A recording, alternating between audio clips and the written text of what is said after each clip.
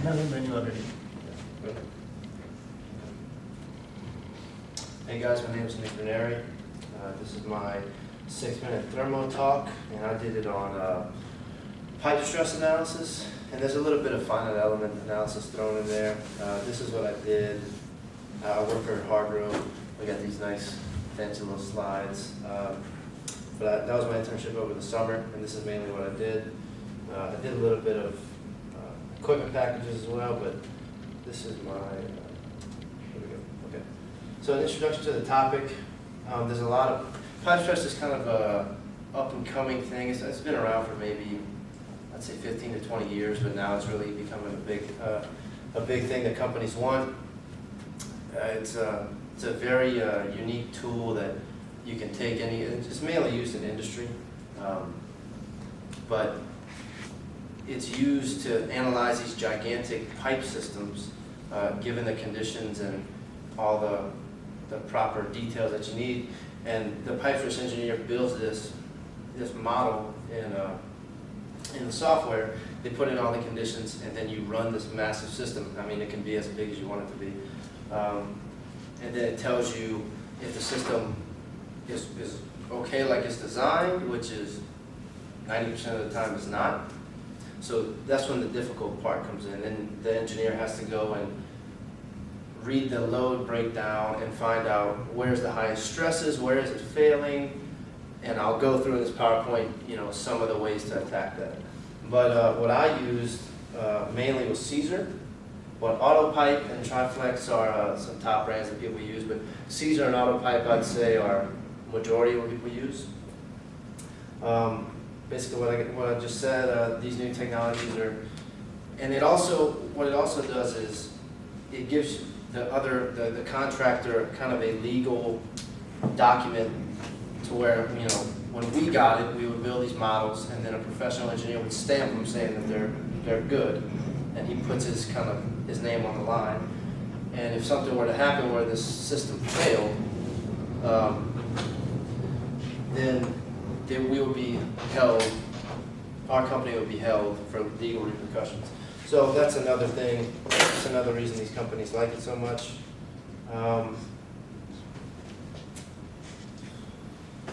But software, like I've been talking about, a professional engineer stamp is required.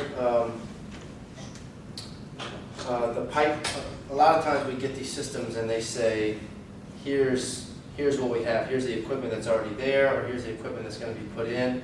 Here's how we need the pipe to be routed. And we'll get it and we'll say, okay, that's going to work.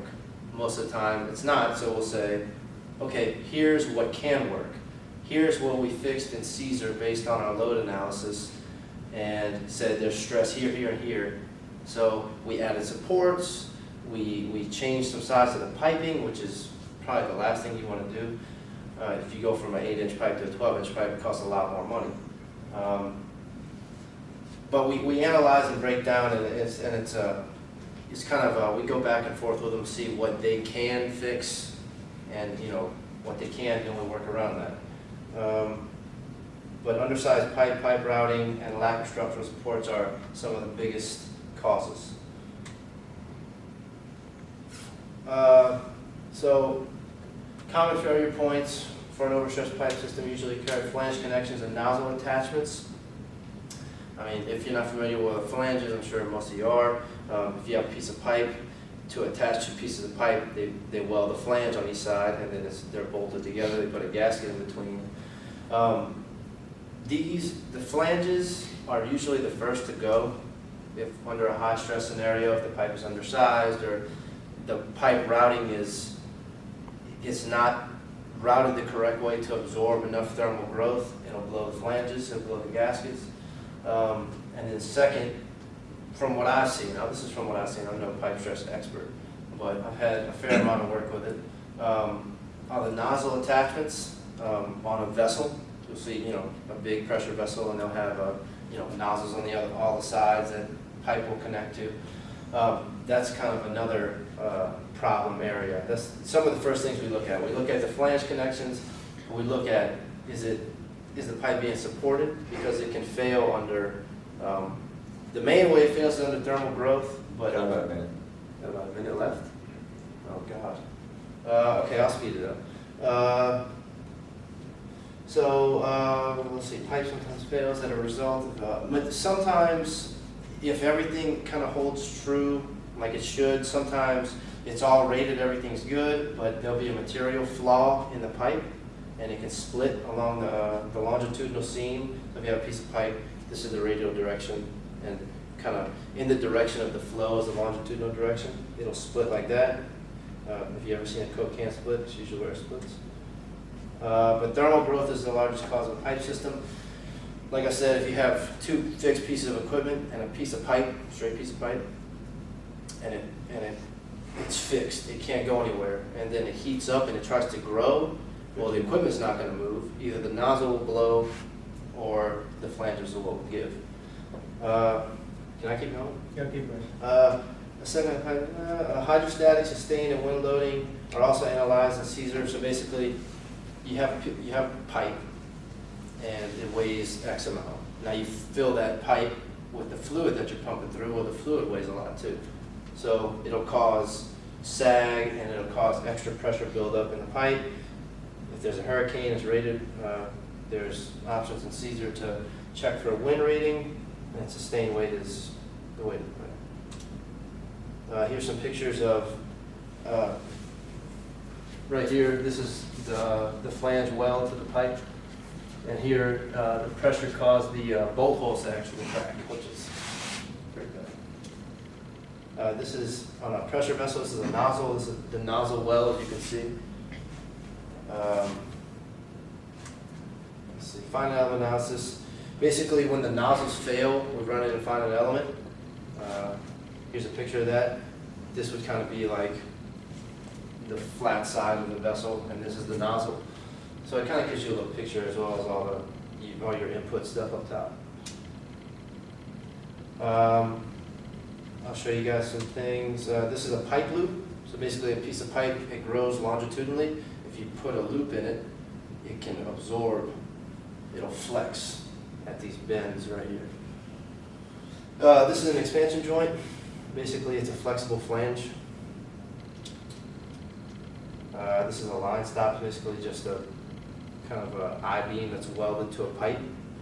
And when it tries to grow, it'll resist in the opposite direction. This is one of the models I did. I did probably 15 models. They take probably about 2 weeks a piece, depending on the size, but this is kind of what it looks like, what you design. This is the load case and the stress analysis breakdown. So this is where you actually find out what's wrong. So on the left side, the load case breakdown, you can go through the standard reports here. And you can look at the restraints. The restraints are like your pipe supports, whatever you have. You can get your stress summary, and you can pick all the cases like sustained is the weight of the pipe, and you have the wind.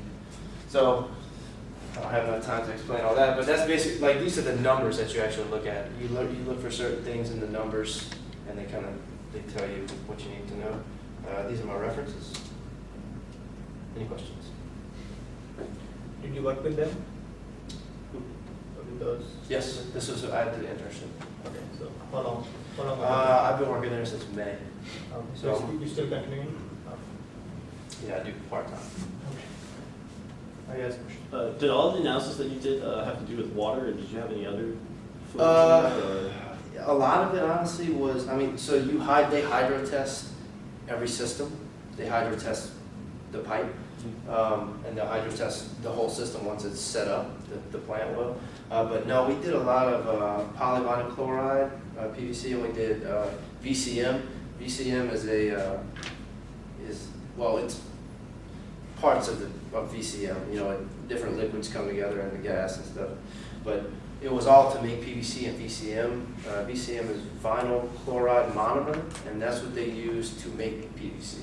So this was for one big project, and it was a PVC plant. So that was mainly it. But it can be gas running through pipes. It can be liquids.